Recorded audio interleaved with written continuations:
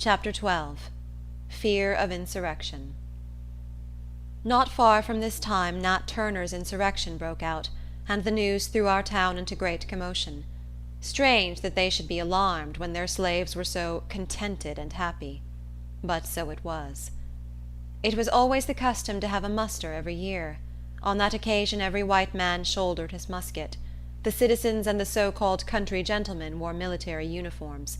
The poor whites took their places in the ranks in everyday dress, some without shoes, some without hats. This grand occasion had already passed, and when the slaves were told there was to be another muster, they were surprised and rejoiced. Poor creatures! They thought it was going to be a holiday. I was informed of the true state of affairs, and imparted it to the few I could trust.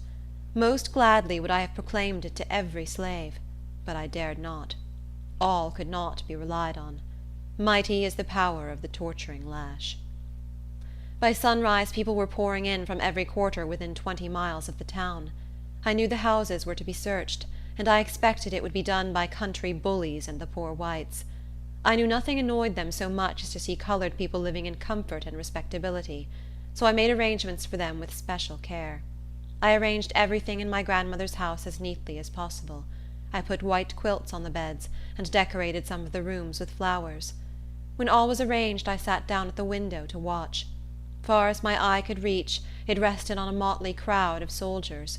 Drums and fifes were discoursing martial music. The men were divided into companies of 16, each headed by a captain.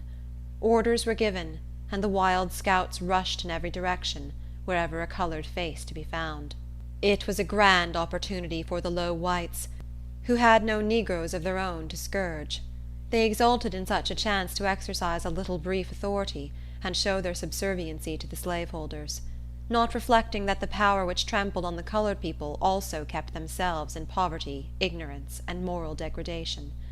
Those who never witnessed such scenes can hardly believe what I know was inflicted at this time on innocent men, women, and children, against whom there was not the slightest ground for suspicion. Colored people and slaves who lived in remote parts of the town suffered in an especial manner. In some cases the searchers scattered powder and shot among their clothes, and then sent other parties to find them, and bring them forward as proof that they were plotting insurrection. Everywhere, men, women, and children were whipped till the blood stood in puddles at their feet. Some received 500 lashes. Others were tied hands and feet and tortured with a bucking paddle, which blisters the skin terribly.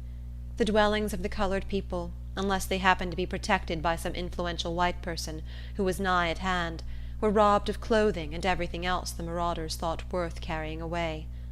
All day long these unfeeling wretches went round, like a troop of demons, terrifying and tormenting the helpless. At night they formed themselves into patrol bands, and went wherever they chose among the colored people, acting out their brutal will. Many women hid themselves in woods and swamps to keep out of their way. If any of the husbands or fathers told of these outrages, they were tied up to the public whipping post, and cruelly scourged for telling lies about white men. The consternation was universal. No two people that had the slightest tinge of color in their faces dared to be seen talking together. I entertained no positive fears about our household, because we were in the midst of white families who would protect us. We were ready to receive the soldiers whenever they came. It was not long before we heard the tramp of feet and the sound of voices. The door was rudely pushed open, and in they tumbled, like a pack of hungry wolves. They snatched at everything within their reach. Every box, trunk, closet, and corner underwent a thorough examination. A box in one of the drawers containing some silver change was eagerly pounced upon. When I stepped forward to take it from them, one of the soldiers turned and said angrily, "What do you foller us for? Do you suppose white folks is come to steal?" I replied, "You have come to search, but you have searched that box, and I will take it, if you please." At that moment I saw a white gentleman who was friendly to us, and I called to him and asked him to have the goodness to come in and stay till the search was over. He readily complied. His entrance into the house brought in the captain of the company, whose business it was to guard the outside of the house and see that none of the inmates left it. This officer was Mr. Litch, the wealthy slaveholder whom I mentioned, in the account of neighboring planters, as being notorious for his cruelty. He felt above soiling his hands with the search. He merely gave orders, and if a bit of writing was discovered, it was carried to him by his ignorant followers, who were unable to read. My grandmother had a large trunk of bedding and tablecloth. When that was opened, there was a great shout of surprise, and one exclaimed, "Where'd the damned niggers get all this sheet and tablecloth?" My grandmother, emboldened by the presence of our white protector, said, "You may be sure we didn't pilfer 'em from your houses."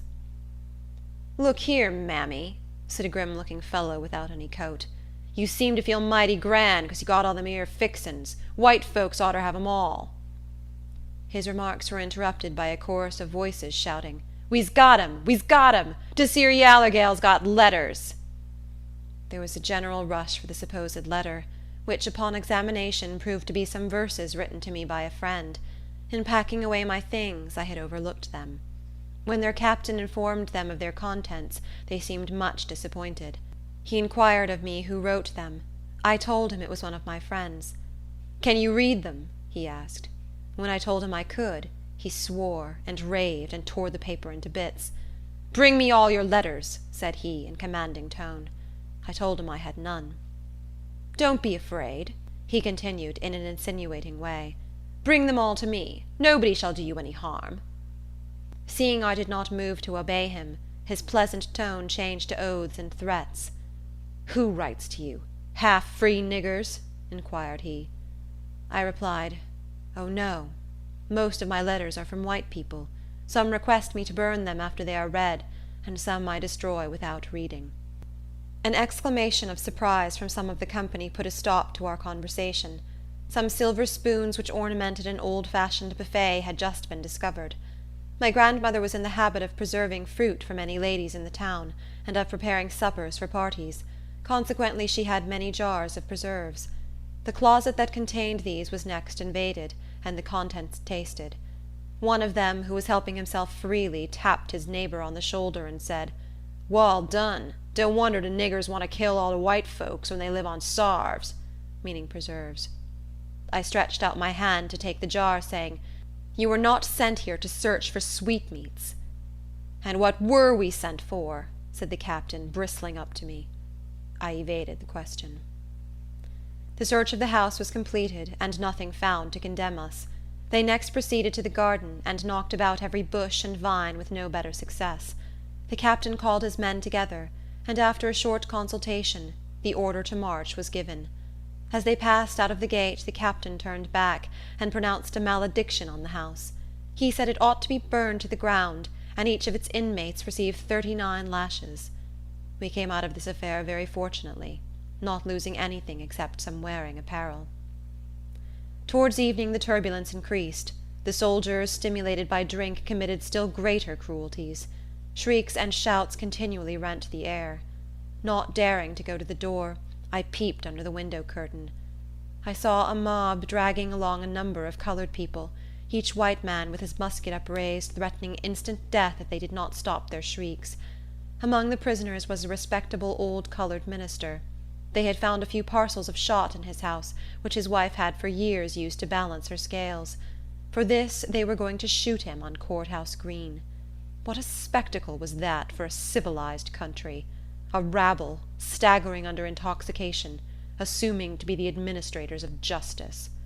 The better class of the community exerted their influence to save the innocent, persecuted people, and in several instances they succeeded, by keeping them shut up in jail till the excitement abated. At last the white citizens found that their own property was not safe from the lawless rabble they had summoned to protect them. They rallied the drunken swarm, drove them back into the country, and set a guard over the town. The next day the town patrols were commissioned to search colored people that lived out of the city, and the most shocking outrages were committed with perfect impunity. Every day for a fortnight, if I looked out, I saw horsemen with some poor panting negro tied to their saddles, and compelled by the lash to keep up with their speed, till they arrived at the jail yard. Those who had been whipped too unmercifully to walk were washed with brine, tossed into a cart, and carried to jail. One black man, who had not fortitude to endure scourging, promised to give information about the conspiracy. But it turned out that he knew nothing at all. He had not even heard the name of Nat Turner. The poor fellow had, however, made up a story, which augmented his own sufferings and those of the colored people. The day patrol continued for some weeks, and at sundown a night guard was substituted. Nothing at all was proved against the colored people, bond or free. The wrath of the slaveholders was somewhat appeased by the capture of Nat Turner. The imprisoned were released, the slaves were sent to their masters, and the free were permitted to return to their ravaged homes. Visiting was strictly forbidden on the plantations. The slaves begged the privilege of again meeting at their little church in the woods, with their burying ground around it. It was built by the colored people, and they had no higher happiness than to meet there and sing hymns together, and pour out their hearts in spontaneous prayer. Their request was denied, and the church was demolished.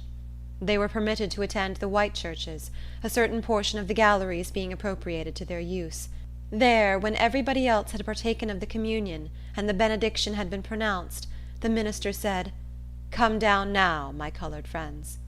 They obeyed the summons, and partook of the bread and wine in commemoration of the meek and lowly Jesus, who said, "God is your Father, and all ye are brethren."